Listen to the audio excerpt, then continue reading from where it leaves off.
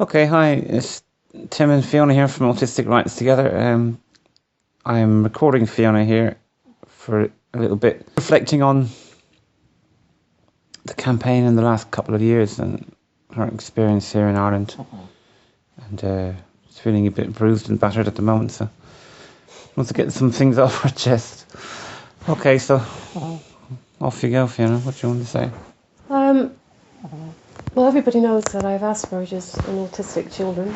You already know about what we're doing, about our campaign, working with others around the world.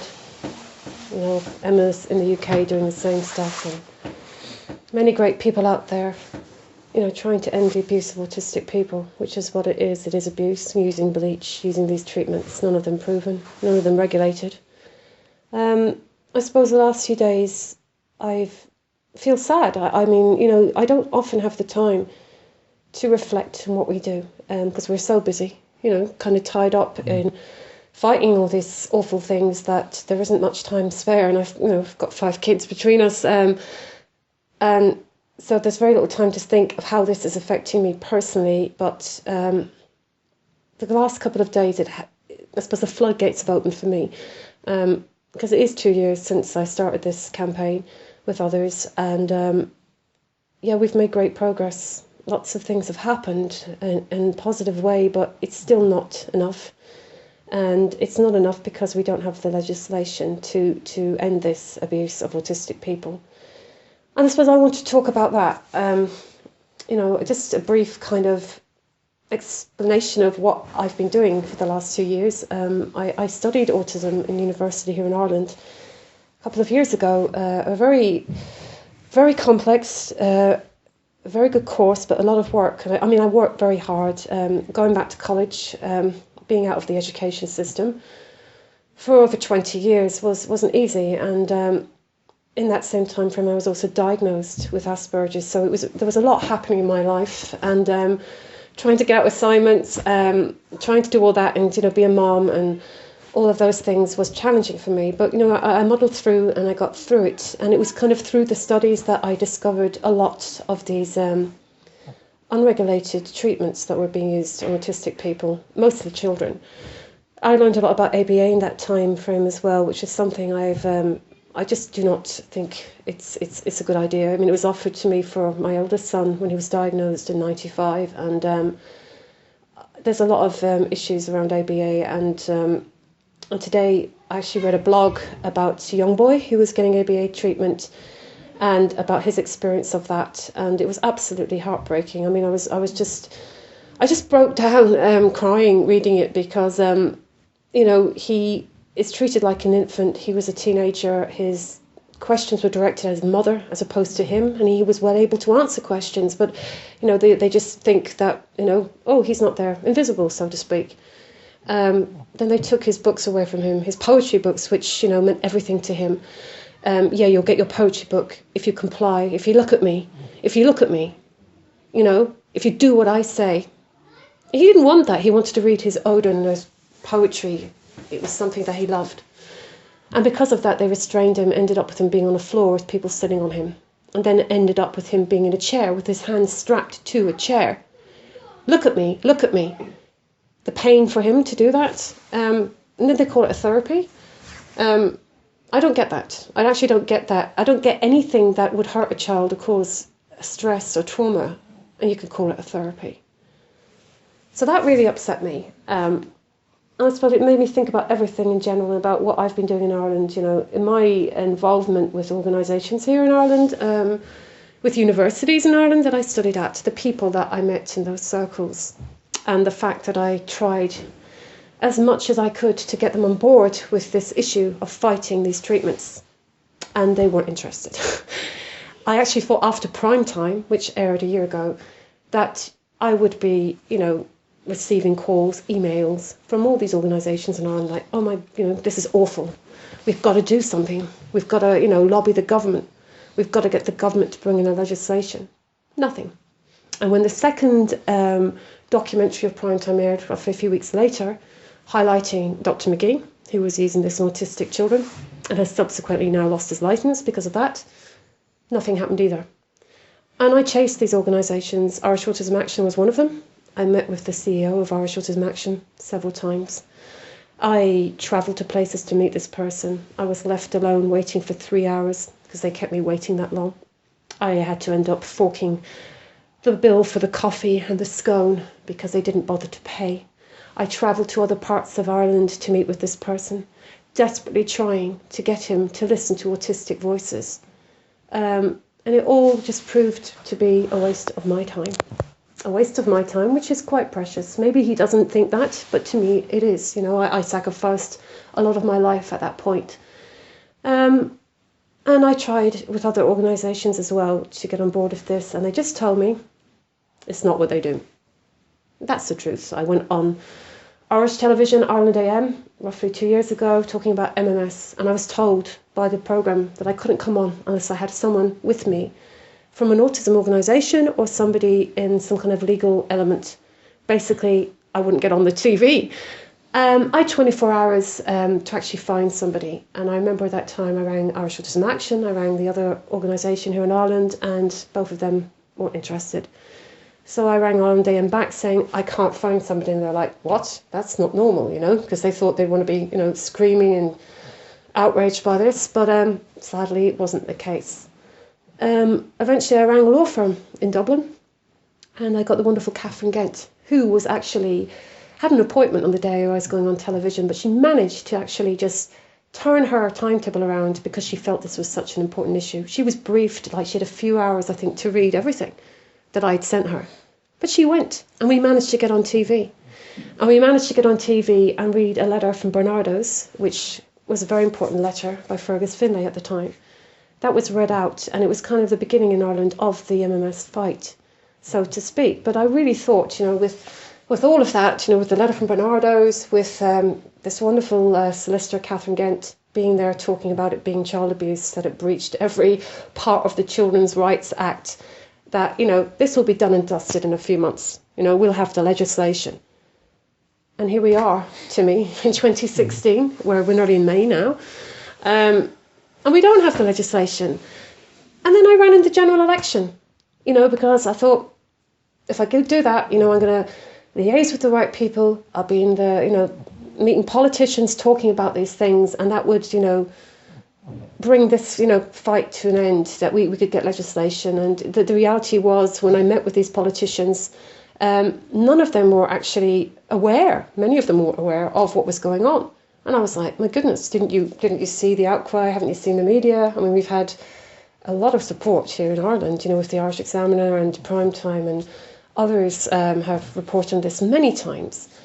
And I want to mention the fact that the HPRA and the Guards are doing their best. They're doing all they can here, but they too would welcome legislation. Because the fact is, the products, the treatments are mostly online, and they can only police the jurisdiction they're in. So we have this problem with the GCMAF at the moment that we're talking about.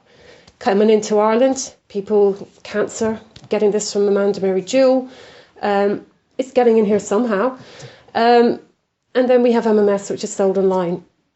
Then we have these other treatments, like these brain treatments like TMS and neurofeedback. Neurofeedback is being used here in Dublin. Again, unregulated, unproven. But guess what? It's all right. They're autistic. And I forgot we're autistic. We don't have any rights. And I suppose that's what I'm trying to get to the bottom of this, is that I feel upset because I feel, you know, as a woman living in Ireland today, being on the autistic spectrum, and my children, that we are not seen as equal in our society. You know, that we are basically having to fight just to have our rights acknowledged, you know, or implemented. We don't ask for anything extra. You know, I've studied autism. I went on and did further studies after that. I did a train the trainer course. You know, this is all at my own expense, by the way, because I couldn't get funding, because they make it impossible for us to get any kind of education. That's the other big issue as well. And I did all that. And I thought, you know, I'm going to get work. I'm a passionate advocate. I've got so much to offer, and I can't get a job here. And I've gone to interviews, and when I mentioned that I'm on the spectrum, and everybody knows that now because I've been in the media and everything, talking about these issues, the faces change. There is a stigma there, and I really think that that's wrong, and I worry about my children's future in Ireland. You know, do they have to deny who they are to be, to get a job, to be given the same opportunities? And I think that's what's happened in society. I think that, autism in general is described with such negativity that it's really like when you mention that, everyone goes, it's that illness or that disease, which is the words that are being used, by Autism Speaks. If someone hears that and you're sitting in a chair for an interview, they're going to think this person ain't going to be, fully functional at work. They're not going to deliver. And that's the problem. And this is just growing and growing. And like I said to you this morning, when we're trying to fight one of these awful treatments, there's 2 more being developed as we speak. It's like a tide crashing against us and we're trying to push it back. But we don't have enough people supporting us. And then we have organisations like Autism Speaks promoting TMS, this transcranial magnetic stimulation, unproven, unregulated treatment. So we've got the organisations that are representing us, promoting the very products we're trying to ban. It's like, it's absolutely ludicrous. And I suppose, I'm so busy, and so is Emma, and so are all these great people that are fighting this every day, that we get lost in that, and we don't often, I think, sit back and think about, this is about me. This is about my family. We don't have equality. We don't have the same rights as others in our society. And there's many minority groups, as you know, fighting for similar rights around the world. But I really think that autistic people are really, really just, on the bottom rung of the ladder. And they use our condition as a way to exploit us. They will say, they don't communicate, they don't know properly. I mean, even the whole thing with the ABA issue and how that boy in that article I read today, how he was addressed by the therapist, not even talking to him, because, I'm just talking to your mother, and he was called a patient, the language that's being used. And his treasured possessions, I had a diary, I told you that earlier, I had a diary that I wrote everything in, and I remember when I was younger, my father took my diary from me, because I had a lot of issues. As a teenager, I had an eating disorder. And it was like he had taken everything that mattered to me in my life. It just rendered me without any hope. I just felt like completely lost, and I never got it back. And I don't think I ever got over that. I'm just trying to say, what gives somebody the right to say, you look at me, or you're not reading your poetry book? I don't understand that. And I suppose that's why many autistic adults are so traumatized with the whole ethos of ABA, because of what it represents. It represents somebody saying to you that you aren't normal, that you are not what I think you should be. It steals away your rights, and you're being restrained, and you're being forced, and you're being told that you won't get this if you don't do that. It's very, very wrong. And I have to say this, I haven't spoken much about ABA, but I do think that all of these things give people kind of like, it steals the rights, it steals those basic rights away from that person, which opens the door for these quack treatments as well. It starts with the language, I suppose. It starts with the language of like, you're a patient, I'm not even going to talk to you because I'm going to talk to your mother because you're invisible. And then slowly but surely your rights are taken away more and more. And I suppose I feel that way here in Ireland as well. I feel like that when I spoke out and when I came out and said, this is wrong, we need to do something about it, that the people I used to talk to or engage with in academic circles or in the university that I studied in disowned me, disconnected from me. I was actually told by one person to look away, not to get engaged with this MS issue. It doesn't matter. It's irrelevant. Not in my town. If we all lived our lives like that, we're sure we'd all be, we're prisoners. We wouldn't have any rights. I suppose that's what I think is the problem a lot of the time, that people are only interested in what's going on in their town or in their little closed circle and not looking at the bigger picture, thinking it's not affecting them when it really is. Because guess what? People sometimes leave their hometown and they travel. And they go out and they try to make a life for themselves. And And I think my experience with being outspoken, which I always will be, because that's who I am, has left me very isolated, I suppose is the right word, in the work that I'm doing here in Ireland, meaning that it's just me and you, Timmy, and there ain't anybody else. I've got Emma in England, which is great, and there's great people in America and Australia and other countries that we liaise with every day on these issues. But I do think the problem is the pushed out. We're pushed out of autism organisations. I was offered employment as well by Irish Autism Action, and they offered to pay me €500 a month, which is like, I think, worse than a sweatshop. That's me, a 44-year-old woman, and that would involve me travelling from Cork, where I live, to all counties of Ireland. 5 or 6 hours. No expenses paid. Sure, I'd have nothing. I'd be probably having to put money into it, and so that's what I was worth with my university qualification, which the CEO does not have. That's what I'm worth. Because guess what? I'm autistic. It's okay. Sure, it's good enough for me. It's good enough for the autistic man working in my supermarket that doesn't get paid. Because guess what? We're letting him work. We're letting him stack those shelves. Sure, he should be happy enough with that. That's good enough for him because he's autistic. Well, you know what I told Irish Autism Action when I was offered that. I was appalled, especially when the person in front of me was on a sizable salary without the qualifications to justify it. I put a lot of time and effort into that, Timmy, I did. And I travelled to meet this person over and over. I think I met with them 6 or 7 times. And it really, really just opened my eyes even further to the dreadful inequality that's there. No autistic people working on the board. Even reached out to them. I suppose I'm the kind of person that doesn't want to, fight against either side, but we don't try and come together. I talked to someone from Autism Speaks recently. Again, I found that same disdain, like, you people. That's what he referred to me as. It's just appalling. And I suppose, whilst we'll keep fighting, which we will, because we have to, I suppose I just wanted to talk about the reflection and how it affects me and how much it hurts me. And that, when people see me talking or writing blogs, that I feel the pain and I feel that isolation, from society. It really is the case that it is society and the attitudes and these awful mistreatments that are really the biggest challenge in our lives. That is the challenge that we face, and the challenge of trying to, seek employment when you always know in the back of your mind that you've got to try and suppress who you really are to get that job. You've got to look at the interviewer. You've got to force yourself to look at them because eye contact will get the job. That's what I was told. When I did a train the trainer course, I had to deliver a small talk as part to get my bit of paper.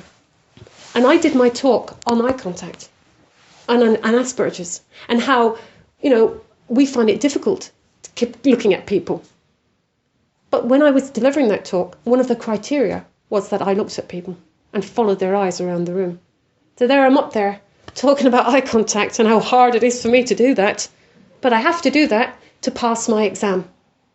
I passed my exam. The point I'm making is, who makes the rules? Who makes the rules in society? I sang a song with you recently at the Walk in Red, and I didn't look at the audience much. I just looked down because it felt natural for me, and I actually felt a lot better singing with you because I could really focus on the song and I could focus on the meaning. And but if I have to look at someone all the time, I'm like, it creates the anxiety and the stress of having to continuously stare ahead of me. So eye contact is a big thing for me. It's not something I talk about much, but I just wanted to make that point that reflection is important sometimes, and that's what I'm doing. I suppose this is why I want people to realise how hard it is for us. To me, to just get, it's, we get in the paper and our voices are heard. That's great, don't get me wrong. But the thing is, the bigger picture, the future, I worry about that a lot. I worry about my children's future. I worry about the fact that there aren't any laws in place to protect my children, that they could be preyed upon when they're older, that the vulnerability, especially with my eldest son, and it scares me because I know that Noakes used to approach adults on the spectrum with his GC math, walk up to them on the street, I mean, I just don't know how they get away with it. And I actually don't understand, the governments, I met so many politicians during the election, and some of them were just like, oh, it's terrible, it's criminal. And I'm like, well, why don't you bloody do something about it then? Can you answer that question? Because I'm baffled to me. Can you answer the question? Why are autistic people, being experimented on, being tortured, being abused? Can you answer that question for me? Not really, no. I think it's just because they, I don't know, they just don't have enough clout in society, I suppose, to make it worthwhile for politicians to bother their behinds, I think. Yeah, but the politicians then say, oh, we're here to represent everybody in society. We care about everyone that's, in our constituency. And the fact is that, kids are having bleach shoved up their backsides. In Ireland, we know that, because we're involved with investigations here, with families that have done that to their kids and could still be doing that to their kids. How can that be happening, really? I mean, it's like I said to Emma this morning, we talk about this every day. Oh, yeah, they're giving them bleach. And the people are like, what? But it's just become such a normal part of our life to talk about it that sometimes we don't actually sit back and think, my God, they're actually poisoning their children. Because it's all right. It's autistic children. They don't matter. And that's the truth. I really think that is the real issue here, that people don't want to spit it out, We're not valued the same. We're not seen to be on the same, playing field, so to speak. And I actually hate, I hate my country for that. I really do. And I know every country's the same as Ireland. Mm. But why would I say I'm proud, proud of my country when this crap is going on, And I mean, I'm here today actually not, I'm talking from a very personal way here. So I'm emotional, and I think you can get that, because I need to get this off my chest, like you said, because I feel, especially when I read that blog with that young boy talking about his experience with ABA, and, that really ticked me off, And I believe me, I will be swearing here, but I'm trying to be polite to me, but I'm sick of it. I'm so sick of reading about this every day. I'm sick of seeing the abuse. I'm sick of seeing the continuum of these awful seminars like Autism One in Chicago. That hotel. My goodness, I sent so many emails in the last couple of months. I contacted every newspaper in Chicago. Nobody gets back to you. And we also need to... pause there. Yeah, you've got to keep doing what you're doing, because I think it's the autistic adults and the autistic children of today who will change things in the future. It takes the kids growing up today on the spectrum will have a different outlook, hopefully, because of people like you and fighting for their rights. It'll take a bit of time. Yeah, but don't you think that organisations, like the NAS, Irish Autism Action, the organisations did not come from autistic people. They came from parents. But I'm a parent. Yeah, but not all parents are like you. It came from parents who just wanted help and wanted a cure, and that's where it grew from. It didn't grow. It grew from the wrong idea completely. But many parents are changing, and there is a diversity movement out there. But the problem is that these organisations are still being given the right to represent themselves without our input. Even though parents are in agreement with us, they want autistic people involved.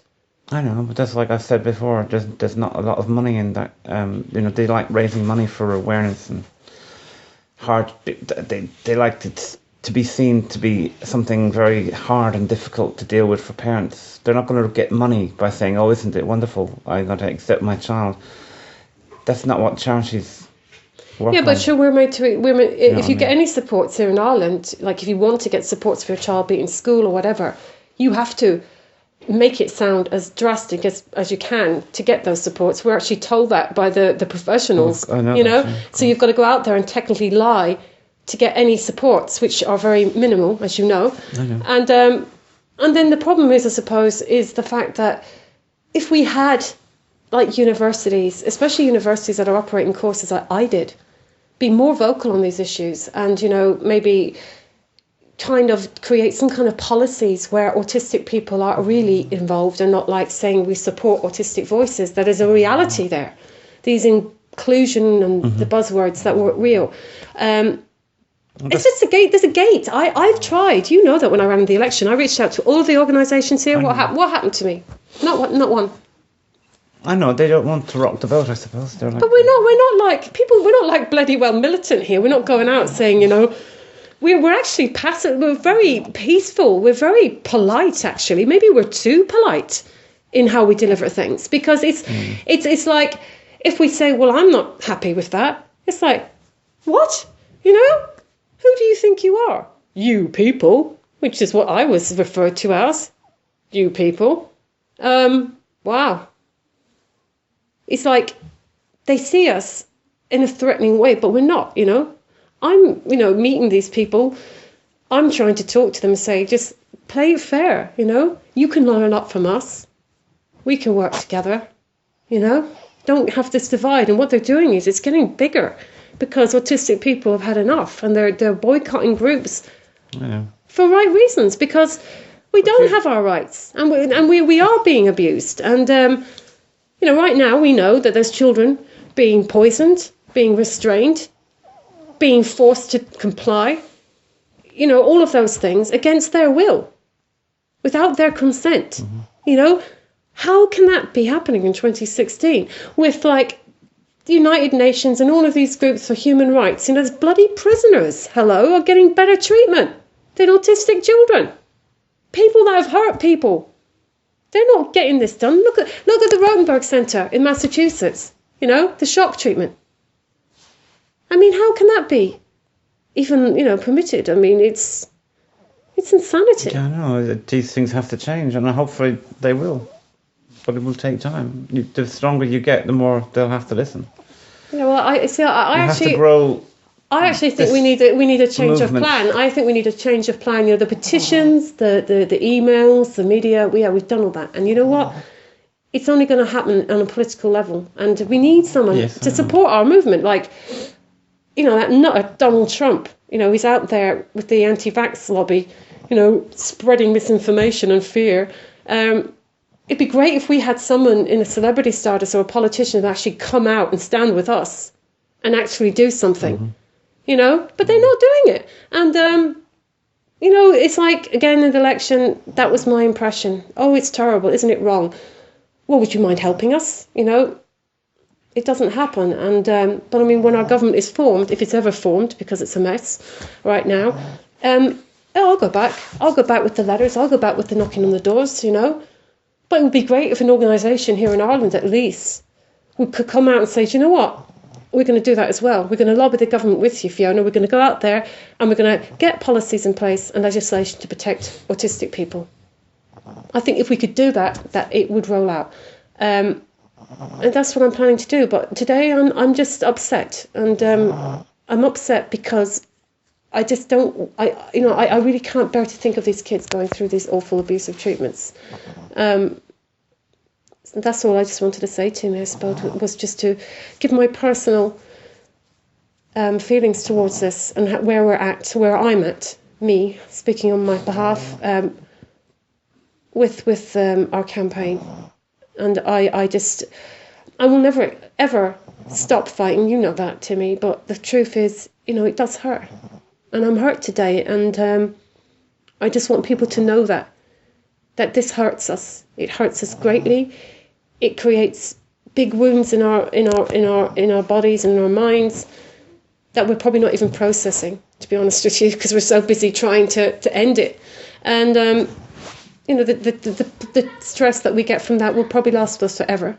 And I just want to say shame on anyone that promotes or offers these treatments to children or adults on the spectrum, and I don't know how you can sleep at night, really. And shame on all the organisations that silent and don't do anything. Shame on them. Okay. Thanks, Fiona. Let's hope it doesn't get better. I hope so One too. day. I do. Okay. Goodbye. Bye.